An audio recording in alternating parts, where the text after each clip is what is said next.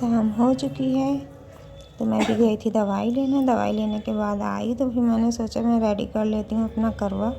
तो मैं करवे को रेडी कर रही हूँ। तो मैंने इसको जो चावल का आटा है उसमें थोड़ी सी हल्दी डाल के उसमें लगाते हैं पीठा टाइप में, वो लगा दिया। फिर उसके बाद कलर से इसमें ओम और स्वस्तिक बना दिया। फिर इसमें माला पहना दी और सीख लगा दी। इसके बाद जिसमें भरा जाता है पंजीरी, चूड़ा, गट्टा, दाना, मतलब जो सामान लाए थे सब भर दिया और मीठा सब रख देंगे।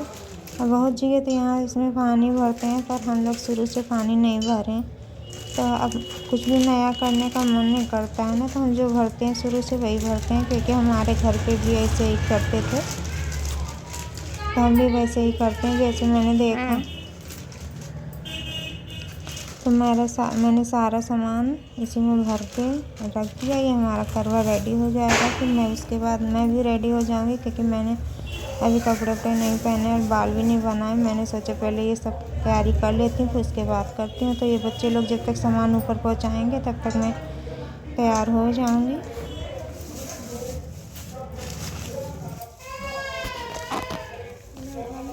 सामान कहीं बनने में था, फिर उसको खोलो और फिर उसमें भरो, फिर उसको बांध के रखो तो टाइम लग रहा था। और एक प्लेट में मैंने चांद और सूरज बना लिया है और जो 5 वो आँखें होती हैं वो भी बना ली हैं। और जो फरा मैंने बनाए हैं वो तो चढ़ाते वक्त ही निकालेंगे। पन्नी में जो निकला सब यही है, बाकी कुछ नहीं निकला। और आप लोग कैसे करते हैं तो आप लोग भी बताइएगा, अपनी अपनी राय दीजिएगा। और ये पंजीरी है जो मैंने चावल के आटे से बनाई थी।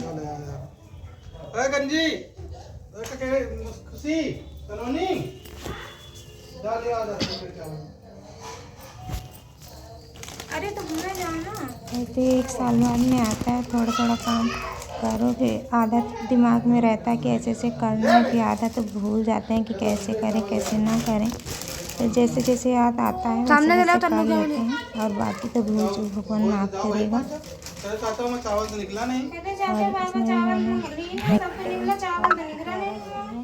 नवा चावल निकला नहीं करे थोड़ा दो पूजा करें क्या? पाव भर के पैसा दिए रहा यार। ये लाए थे चावल, जो सामान सारा लाए थे तो उसमें चावल भी लाए थे, पर चावल पता नहीं कैसे दुकानदार से छूट गया। तो चावल नहीं था, मैंने सोचा इसमें डाल दिया। फिर याद आया मैंने चावल नहीं इसमें डाला। फिर सलोनी गई चावल लेके आई, फिर चावल मैंने छत पे डाले थे। धन खोल के देख लेना, तुम भी तो कम नहीं हो। देख नया चावल चढ़ता है, थोड़ा थोड़ा इसमें डाला जाता है और कोच में लेते हैं उसको जब फेरी लगाते हैं ना तब डालते हैं। कहानी पढ़ते वक्त तब पूजा करते हैं तब डालते हैं, छिड़कते हैं चावल। तो उसके लिए चावल चाहिए था। ये मैंने पूरा सेट कर दिया है। ये कटोरी रखे थे इसके ऊपर रख देंगे, इस पर चिराग बत्ती जल जाएगा।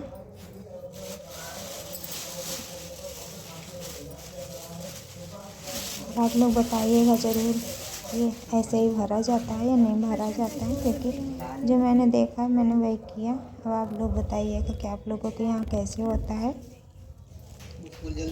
तो मैंने इसमें फूल रखे थे तो उनके पापा बोले कि फूल रख इसमें ये जल जाएंगे, क्योंकि नीचे वो कटोरी गर्म हो जाएगी तो फूल जलेंगे या नहीं जलेंगे, पर ये पंखुड़ी जो है मुरझा जाएंगे। फिर मैंने इसको हटा दिया। हमने कहा चलो ठीक है नहीं रखेंगे।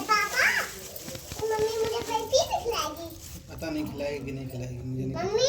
तो मैं ये गेंदे के फूल रख रही थी तो इससे ना कटोरी उठी रख रही थी। तो मैंने इसको भी निकाल ही दिया। कुछ नहीं, ऐसे ही सही है। इसमें थोड़ा सा चावल रख दिया।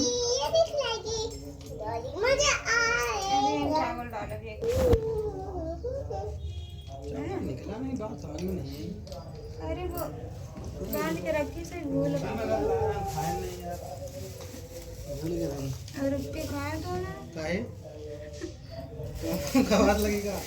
ये करवा तो मेरे रेडी हो गया। मैं भी तैयार हो जाती हूँ। फिर छत पर मिलती हूँ आप सभी से। अंदर तो रखी गोली चढ़ाई हो ना नहीं सनातन महिमा है। तो मैंने छत पे वो गेरू से बनता है वो मैं नहीं बना पाई जल्दी में, क्योंकि मेरे बगल में वो रहती है ना, मेरी देवरानी रहती है, वो बोली थी कि मेरे घर पे पूछ लेना आके, पर मेरी तबीयत खराब हो गई थी ना, इसलिए कि मैं वहाँ नहीं गई, क्योंकि ना मुझे बोलते ही नहीं बन रहा था और एक आँख नहीं बंद हो रही थी। मैं ना किसी को सामने वाले को फेस नहीं करना चाहती थी कि कोई मेरा चेहरा ऐसा देखे, तो फिर मैं वहाँ नहीं गई थी। मैंने आटे से चौका पिरो ली, फिर उससे ना कि मैंने घर पे ही पूजा कर ली। पहले तो एक प्लान था कहीं चले जाएंगे, क्योंकि वो भी पूजा अकेले करती, वो भी पूजा अकेले करते, मैं भी अकेले करती हूँ, 2 लोग नहीं जाते, पूजा अच्छे से हो जाता है। तो खैर कोई बात नहीं, अगली बार देखेंगे। तो मैंने ना अपनी तबीयत के चलते मैंने घर की पूजा कर ली, क्या कोई ऐसा जैसे भी उपाय बना। है आप जिससे लोग बताइएगा पूजा में अभी कैसे। तो मैं ना देर हो गई थी थोड़ी रेडी होने में, तो फिर मैं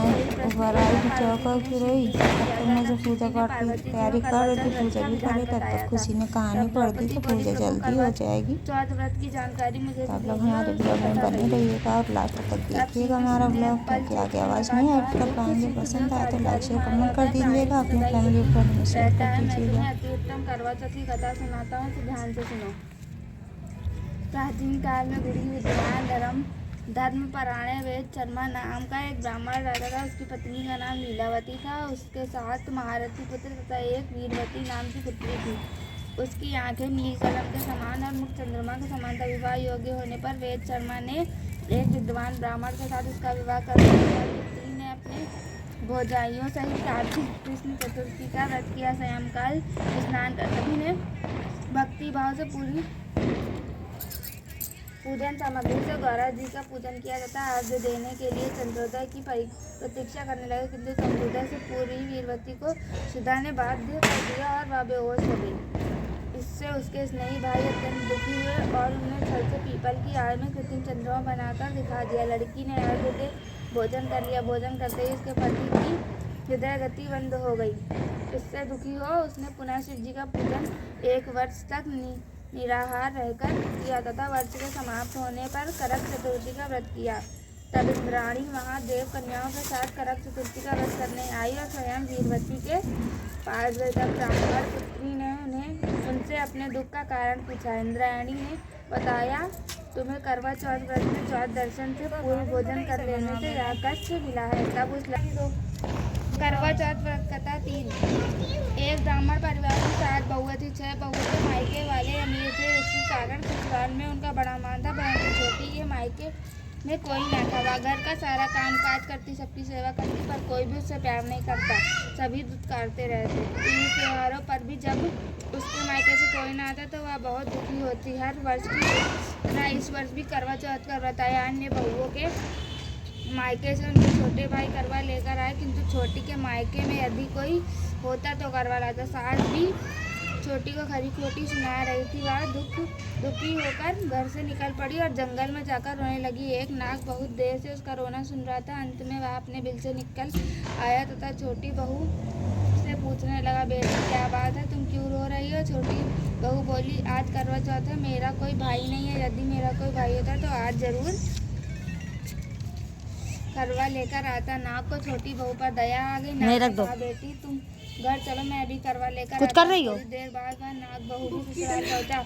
बुग्गी क्या कर रहा है? इतना सामान देखकर चकित हो गए। नाग देखा एक छोटी प्याज बहू को अपना सारा और 3 महल टमाटर दिखाया काट और दिया कहा, थी। जितने बुग्गी का दिन मोबाइल पकड़ा चाहे देना। आराम से रहो, मन चाह ठीक। खाओ, मन चाह पहनो, पर एक बात और याद रखना, हाँ बस इतना ही सामने काटो और अपनी आ दान गए। कभी मत खोलना। छोटी बहू सारा समय आ रहे हैं ना, महल में छोटू भी तब आराम से लगे। काटती, पर जितनी देर नाग मम्मी की पूजा बात करनी उसकी थी। उत्सुकता बढ़ती जाती। एक दिन जब घर में कोई न था, उसने नान को उठाकर देखा तो हजारों छोटे छोटे सांप के बच्चे इधर उधर रहने लगे। उसने जल्दी ही नान ढक दी। जल्दी में एक सांप की पूंछ नान के नीचे आकर कट गई। शाम को नाग के आने पर छोटी बहू ने अपनी गलती स्वीकार कर ली। नाग ने भी उसे क्षमा कर दिया। जब छोटी ने ससुराल जाने की इच्छा की तो नाग ने उसे धन रत्न आदि देकर विदा किया। छोटी बहू के ससुराल में अब उसकी बड़ी इज्जत होने लगी। जिस सांप की पूंछ कटी थी उसे सभी बंडा कहकर तंग करते थे। एक दिन उसने अपनी माँ से पूछा कि मेरी पूंछ कैसे कटी है। माँ ने कहा कि छोटी बहू के नाल उठाने और जल्दी में रखने से ही तुम्हारी पूंछ कटी है। तो वह बोला कि मैं छोटी बहू से बदला लूँगा। माँ के बहुत समझाने पर भी एक दिन चुपचाप छोटी के घर जा छुपा और मौका पाकर उसे काटने की सोचने लगा। वह छोटी बहू और उसकी सास में किसी बात पर बहस हो रही थी। छोटी कसम खाकर कह रही थी कि मैंने ऐसा नहीं किया। वह कह रही थी कि मुझे बंडा भैया से प्यारा कोई नहीं है। उन्हीं की कसम खाकर कहती हूँ कि मैंने ऐसा नहीं किया। बंडा भाई ने जब सुना तो सोचने लगा कि जो मुझसे इतना प्यार करती है मैं उसे ही काटने आया हूँ। वह चुपचाप घर चला गया। माँ ने पूछा, ले आए बहन से बदला? वह कहने लगा, माँ बहन से कैसा बदला? तभी से बंडा भाई व छोटी बहन हुए भाई। प्रतिवर्ष चौथ के दिन करवा लेकर जाता। वह बहन बड़े प्यार से करवा चौथ का व्रत करती। किसी ने गेट खटखटाया था क्या? करवा चौथ व्रत का था चार। प्राचीन काल में करवा नाम की एक पतिव्रता स्त्री अपने पति के साथ नदी किनारे एक गांव में रहती थी। कार्तिक मास के कृष्ण पक्ष की चतुर्थी चौथ के दिन उसका पति नदी में स्नान करने के लिए गया। स्नान करते समय एक मगरमच्छ ने उसका पैर पकड़ लिया। वह करवा करवा नाम लेकर जोर जोर से अपनी पत्नी को पुकारने लगा। उसकी आवाज़ सुनकर उसकी पत्नी दौड़कर आई और उसने मगर को कच्चे धागे से बांध दिया। मगर को बांधकर वह यमराज के यहाँ पहुँची और यमराज से बोली, भगवान, मगरमच्छ ने मेरे पति का पैर पकड़ लिया है। अतः पैर पकड़ने के अपराध में आप अपने बल से उस मगरमच्छ को नरक में ले आओ। यमराज ने कहा, मगरमच्छ की आयु शेष है, अतः मैं उसे नहीं मार सकता। इस पर करवा ने कहा, यदि आप ऐसा नहीं करोगे तो मैं आपको श्राप देकर नष्ट कर दूंगी। यह सुनकर यमराज डर गए और उस पतिव्रता स्त्री करवा के साथ जाकर मगरमच्छ को उन्होंने यमपुरी भेज दिया और करवा के पति को दीर्घायु प्रदान की। उसी दिन से यह करवा चौथ मनाई जाती है और सुहागिन स्त्रियों के द्वारा व्रत रखा जाता है। हे करवा माता, जैसे तुमने अपने पति की रक्षा की वैसे सबके पतियों की रक्षा करना। एक है गणेश जी की कहानी, वो भी पढ़ रही कहानी है। अंधी बुढ़िया थी, उसका एक बेटा था। पढ़ दे। एक अंधी बुढ़िया थी, उसका एक बेटा और एक बहुत ही बुढ़िया बहुत गरीब थी। वह हमेशा गणेश जी की पूजा करती थी। एक दिन प्रसन्न होकर गणेश जी बुढ़िया से बोले कि बुढ़िया माँ, तू जो चाहे सो वर मांग ले। बुढ़िया बोली, मुझसे तो वर मांगना नहीं आता, कैसे और क्या वर मांगू? तब गणेश जी बोले, तू अपने मन में विचार करके कल आकर मांग लीजिए। तब बुढ़िया खुशी खुशी अपने घर गई और बेटा से कहने लगी, आज गणेश जी ने मुझसे कह रहे थे कि तू जो चाहे सो वर मांग ले। सो बता मैं क्या मांगू? बेटा ने कहा, धन मांग ले। फिर बहू से पूछा तो बहू ने कहा, नाती मांग ले। तब बुढ़िया ने सोचा कि ये दोनों तो अपने अपने मतलब की चीज़ मांग रहे। तब बुढ़िया ने पड़ोसियों से पूछा तो पड़ोसियों ने बुढ़िया से कहा, तू थोड़े दिन जीवेगी, क्यों धन मांगे और क्यों नाती मांगे? तू अपने दीदा घोड़ा मांग ले, जिससे तेरी ज़िंदगी आराम से कट जाए। बुढ़िया ने पड़ोसियों की बात ना मानी और घर में आकर सोचने लगी कि जिसने बेटा बहू राजी है वह भी मांग लूँ और अपने मतलब की चीज़ भी मांग लूँ। जब वह दूसरे दिन गणेश जी की पूजा करने लगी तो गणेश जी आए। बोले, बुढ़िया माँ, बोल क्या मांगे? जो चाहे सो मांग ले। झट बुढ़िया बोली, यदि आप प्रसन्न हैं तो मुझे 9 करोड़ की माया दे, योगी काया दे, दीदा घोड़ा दे, नाती पोता दे, जमाई देता दे, भाई भतीजे दे और सब परिवार को खूब सुख दे, अंत में मोक्ष दे। तब गणेश जी बोले, बुढ़िया माँ, तूने तो हमें बहुत ठग लिया। खैर, जो तूने मांगा है वह सब तुझे मिलेगा। यह कहकर गणेश जी अंतर्धान हो गए और बुढ़िया माँ को मांगे अनुसार सब कुछ मिल गया।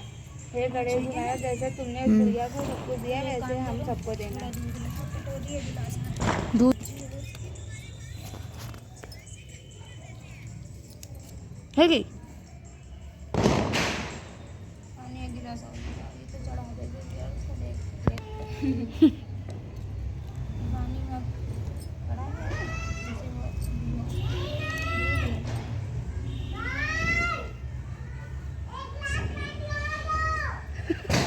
बताइए, हमें भी रोना आ रहा है। जा भाग के तुम जाओ, जा तुम भाग के जाओ, जा तुम भाग के जाओ।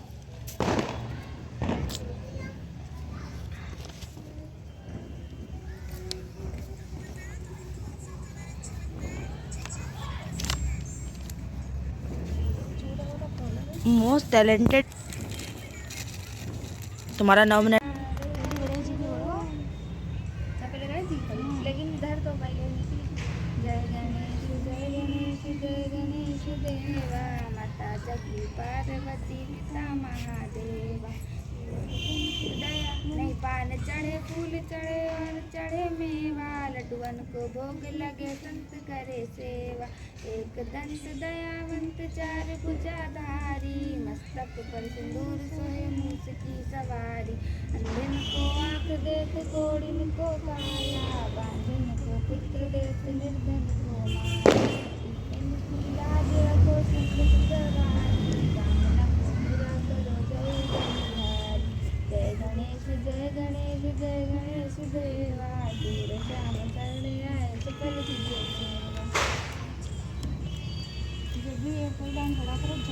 जरूर किया। हाँ भाई मैं लिखा है लेकिन तुम इधर पहले नहीं करेगा हम दूसरे में नहीं पहले हम पढ़े कर गए हैं बता दी लिखना भी ना पड़ गए। जय शिव ओंकारा हरे हरि शिव ओंकारा ब्रह्मा विष्णु सदा शिव अर्धमंगीकारा ओम जय शिव ओंकारा एकानन चतुरानन पंचानन राजे हंसानन गरुड़ासन विश्ववाहन साधु ओम जय शिव ओंकारा दो बुध चारु चतुर्भुज दशभुज गुरु गुरु सत्य गुरु जग मोहे ओम जय शिव ओंकारा अक्षमाला वनमाला मुंडमाला धारी त्रिपुरारी कंसारी करमाला धारी ओम जय शिव ओंकारा श्वेतांबर बांगांबर पीतांबर अंगे प्रभादिक संकादिक भूतादिक संगे ओम जय शिव ओंकारा करके मध्य कमंडल सुखधारी सुखहारी दुखहारी जगकाल निहारी ओम जय शिव ओंकारा ब्रह्मा विष्णु सदा शिव जानत अभिदेवता चढ़वाचर में शोभित है तीनों एका ओम जय शिव ओंकारा शिव शिवा शिव दिव्यारती जो कोई गावे जय शिवानंद स्वामी नवाज सकल पार ओम जय शिव ओंकारा। क्या गिलास ले आओ, गिलास ले आओ, गिलास।